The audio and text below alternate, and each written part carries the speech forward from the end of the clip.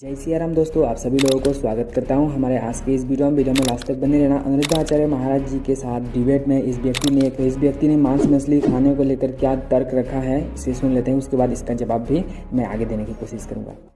मेरा ये मानना है, आप सांस लेते हैं तो भी आप हत्या कर रहे हैं, कुछ जीवाणु आपके सांस से अंदर जा रहे हैं। आप पानी गर्म करते हैं तो भी कोई जीवाणु मरते हैं। आप दूध गर्म करते हैं तो भी जीवाणु मरते हैं। आप चलते हैं तो भी जीवाणु मरते हैं। जब आप चावल खा के शाकाहारी बन रहे हैं, उस चावल को उगाने में पता नहीं कितनी पेस्टिसाइड डाल करके कितने जीवों की हत्या की गई है। क्या आप शाकाहारी अपने आप को मानेंगे?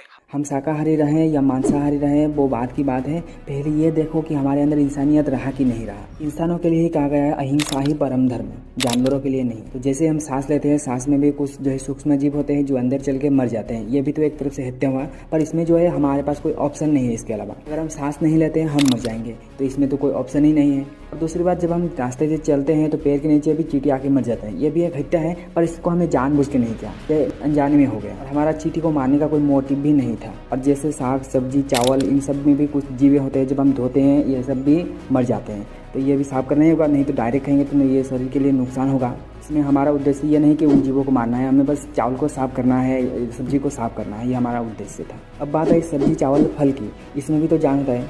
पर जब हम इसको काटने के लिए जाते हैं तो ये भागने की कोशिश नहीं करते।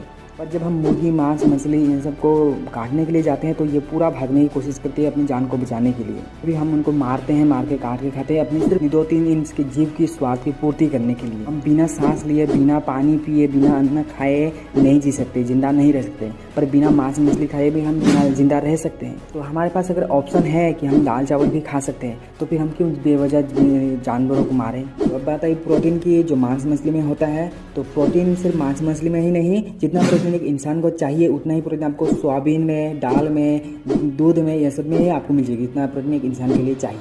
और इतना ही प्रोटीन अगर इंसान को चाहिए तो घोड़ा तो कभी मांस मछली नहीं खाता, हाथी तो कभी मांस नहीं खाता, फिर भी वो कितने ताकतवर कितने फुर्तीले हैं।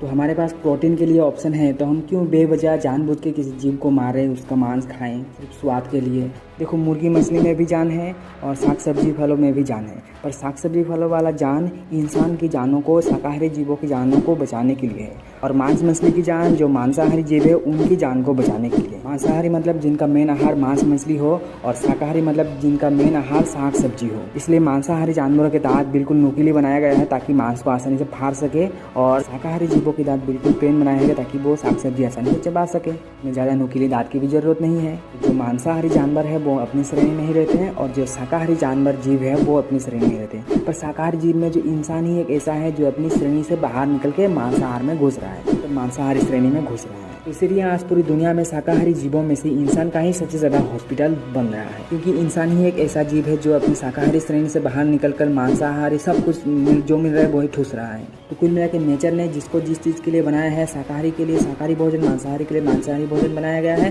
तो वही चीज़ लें तो ज़्यादा अच्छा रहेगा इंसान के लिए भी, सभी चीज़ के लिए, सभी जीवों के लिए। जो लोग मेरे से एग्री करते हैं तो वीडियो को लाइक करना, और कोई आपका सुझाव है तो ये भी कमेंट में बता सकते हो। तो मिलते हैं नेक्स्ट वीडियो में। जय सिया राम।